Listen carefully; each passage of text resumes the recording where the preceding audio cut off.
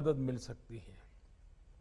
आज पामोलिन तेल, palmolein oil, उसका हिंदुस्तान में एश्योर्ड मार्केट है। अगर नॉर्थ ईस्ट का किसान ऑर्गेनिक खेती करता हो और उसमें भी पामोलिन की खेती करे, आप कल्पना कर सकते हैं आप हिंदुस्तान की कितनी बड़ी सेवा करेंगे, हमारे अर्थतंत्र को कैसी नई गति देंगे।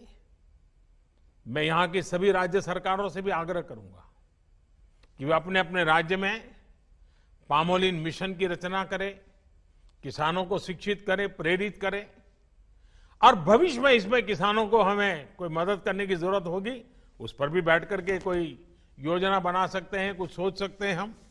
और इसलिए मैं आज जब नॉर्थ ईस्ट के भाइयों बहनों से और खास करके मणिपुर के भाइयों बहनों से करता हूं, नॉर्थ ईस्ट के मेरे प्यारे भाई बहनों तो हमेशा ही लोकल के लिए वोकल रहे हैं,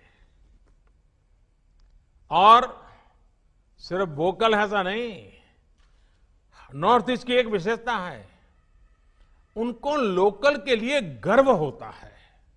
मुझे याद है जब मैं इस प्रकार का स्कार्फ लगाता हूं तो उस प्रदेश के लोग गौरव से इसको रिकॉग्नाइज करते हैं।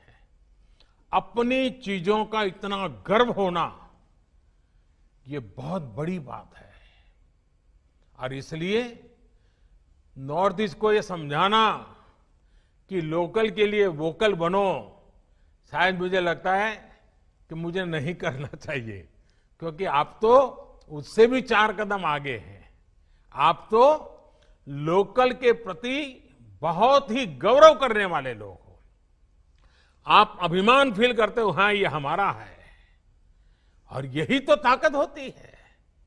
और जो प्रोडक्ट्स नॉर्थ ईस्ट में होते थे उनमें से अधिकांश वैल्यू एडिशन, प्रमोशन और मार्केट एक्सेस से कभी कभी वंचित रह जाते थे, लोगों को पता भी नहीं था। अब आत्मनिर्भर भारत अभियान के तहत लोकल प्रोडक्ट्स में वैल्यू एडिशन और उसकी मार्केटिंग के लिए क्लस्टर विकसित किए जा रहे हैं। इन क्लस्टर्स में एग्रो स्टार्टअप्स और दूसरी इंडस्ट्री को हर सुविधाएं दी जाएगी। ऐसे में नॉर्थ ईस्ट के ऑर्गेनिक प्रोडक्ट्स को देश और विदेश के मार्केट तक पहुंचाने के लिए हर जरूरी सुविधा नजदीक से ही मिलने वाली है। साथियों, नॉर्थ ईस्ट का सामर्थ्य भारत के बांबू इंपोर्ट को लोकल प्रोडक्शन से रिप्लेस करने का सामर्थ्य रखता है। देश में अगरबत्ती की इतनी बड़ी डिमांड है, लेकिन इसके लिए भी हम करोड़ों रुपयों का बांबू इंपोर्ट करते हैं। इस स्थिति को बदलने के लिए देश में काफी काम हो रहा है, और इसका भी बहुत बड़ा लाभ उत्तर पूर्व के राज्यों को ही मिलेगा। साथियों, नॉर्थ ईस्ट में बैम्बू इंडस्ट्री को बढ़ावा देने के लिए पहले ही एक बैम्बू इंडस्ट्रियल पार्क को स्वीकृति दी जा चुकी है। इतना ही नहीं,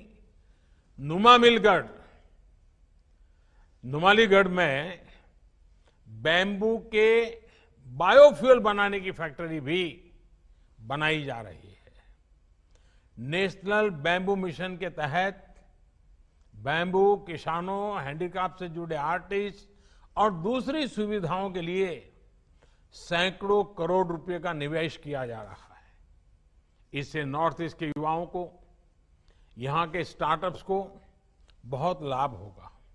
साथियों, नॉर्थ ईस्ट में हो रहे इस तेज परिवर्तन का लाभ जो राज्य ज्यादा सक्रिय होगा वो उठाएगा। मणिपुर के सामने असीमित अवसर हैं, और मुझे पक्का विश्वास है कि मणिपुर मौका जाने नहीं देगा। यहां के किसानों, यहां के युवा उद्यमों को इसका बहुत बड़ा लाभ होने वाला है। हमारा प्रयास यही है कि मणिपुर के युवाओं को रोजगार के अवसर स्थानीय स्तर पर ही उपलब्ध हो। Health, education, skill development, startups और दूसरी अन्य ट्रेनिंग के लिए अब यहीं पर अनेक संस्थान बन रहे हैं।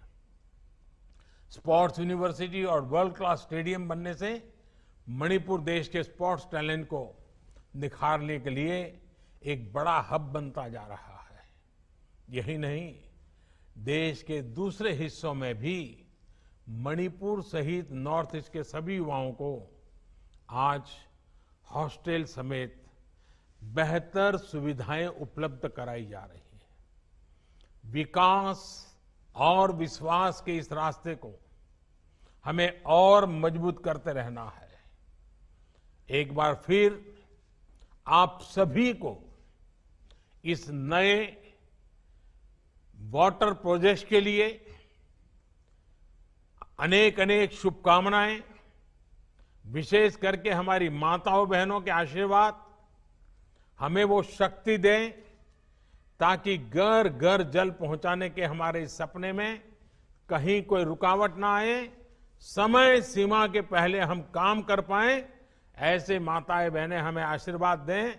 हमें काम करना है, हमें काम करने के लिए आशीर्वाद दीजिए।